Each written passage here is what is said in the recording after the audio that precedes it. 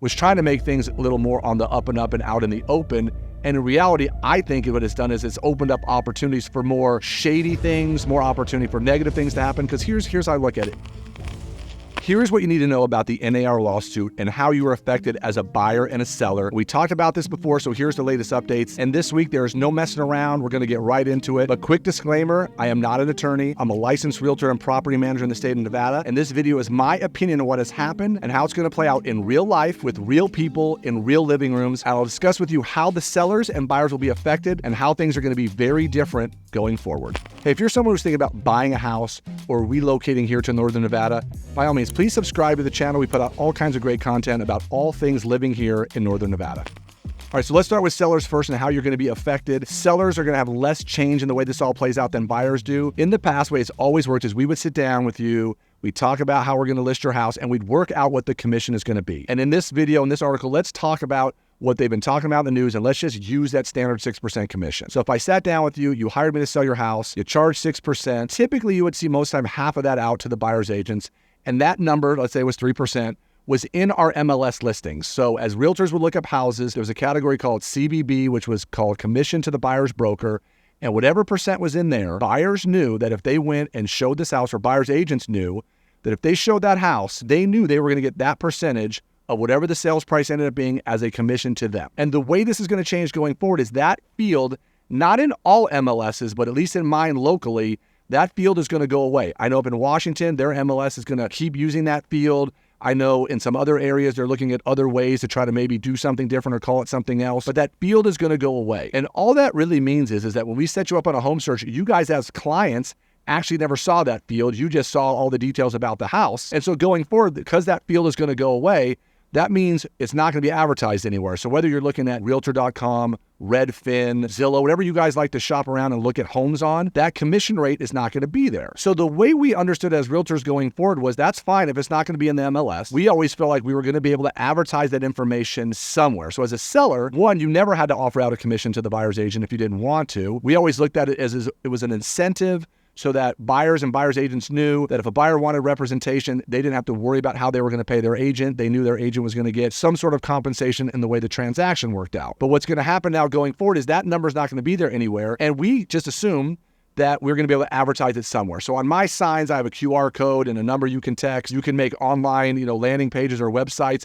And again, to me, it'll just be one more field. If a seller decides they want to offer out 3%, 2%, 2.5%, flat fee dollar amount, whatever they want to offer, it will be marketed and advertised somewhere. But the latest about this is the DOJ is saying they're feeling they don't like this and they don't want there to be any sort of advertisement of commission anywhere. They want sellers to pay sellers' agents and buyers to pay buyers' agents. And to be honest with you, that sounds super un-American to me. If a seller wants to offer an incentive for someone to buy their house, they should be able to advertise that. If we can't do it in the MLS, that's fine. But if we have to do it in other places, they should, in my opinion, be allowed to do that. And I think that they will, and I think people are going to do this. And the whole point of this is they were trying to make how everybody was getting paid in the transaction more transparent and more open. And a lot of these new documents, which I'm going to talk to you about here shortly, was trying to make things a little more on the up and out in the open.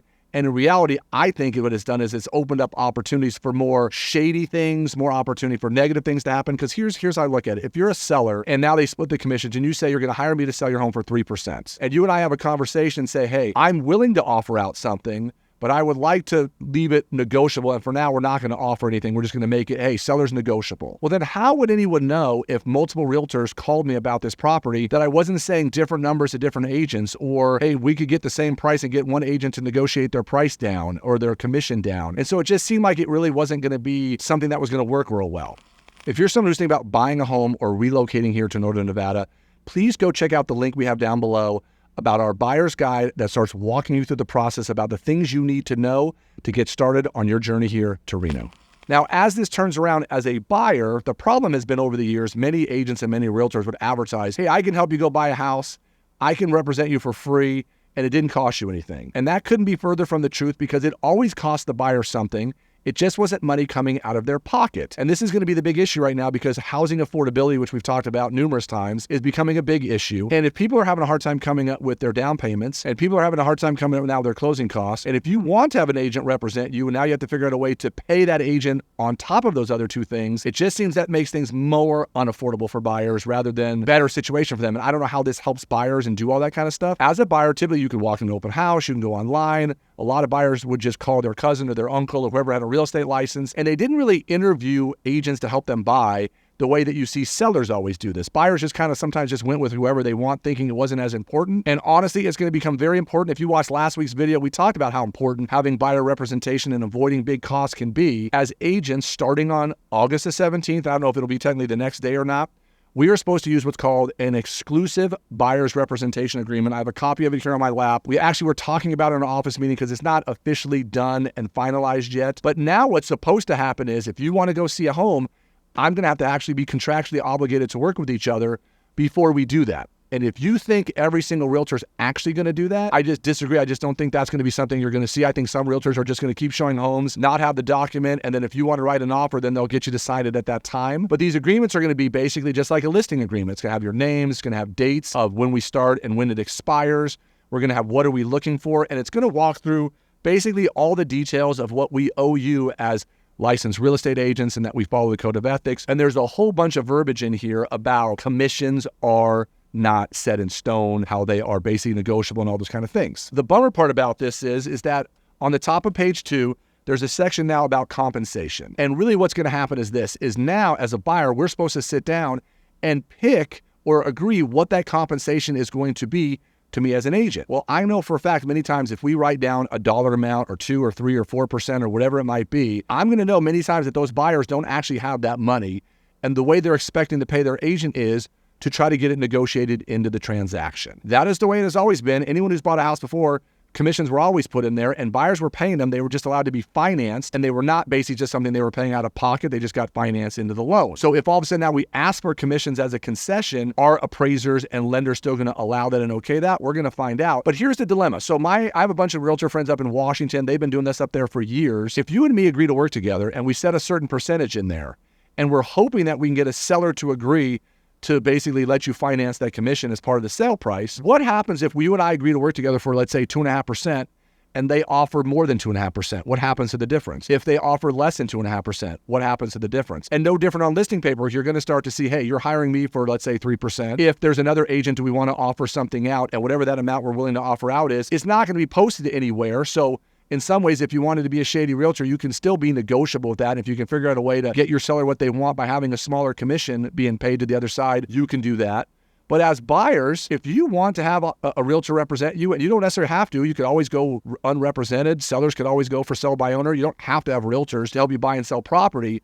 But the problem's going to be is for many is if they want to have proper representation so that they can do this in the manner to, one, get the best price, make sure they're being protected legally, make sure that they're doing all the things, disclosing all the things, and making sure they're feeling represented, then it's going to be real interesting to see how this plays out in real life. But just know, from this point going forward in the middle of August, at least in my market, as buyers, you are definitely going to want to make sure that you start interviewing realtors, making sure they understand how all this works, making sure that you have good representation. And I hate to say it, the days of just walking in an open house and using the listing agent or walking in and using your cousin that sells 4 homes a year, those things might not be something that you want to do. Rumors are, like in California, what they want to do is create what's going to be called a seller concession field, aka how much we're willing to offer out as a commission. So exactly how this is going to start to play out, by the time you see this video, we're going to be pretty close to that August 17th date, and we're going to see how this really plays out in real life. But you need to know, sellers, buyers, this is going to change quite a bit. In theory, it shouldn't change a lot, but I think what it does is less transparency, more ability to be shady for those realtors that want to do that in this industry. And so you're just going to want to make sure that you have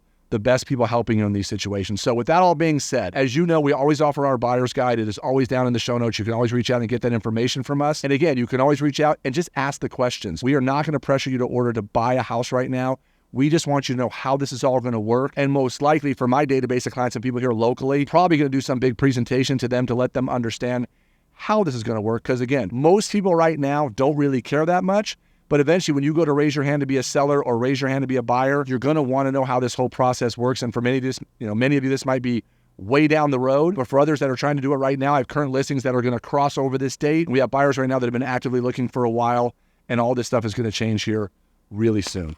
So if you want to know more about the NAR lawsuit and all the things that you need to know as a buyer and a seller, go check out the video that we did when this all first came out from a few months back. It'll bring you up to speed on all the things that we may not have talked about in today's video.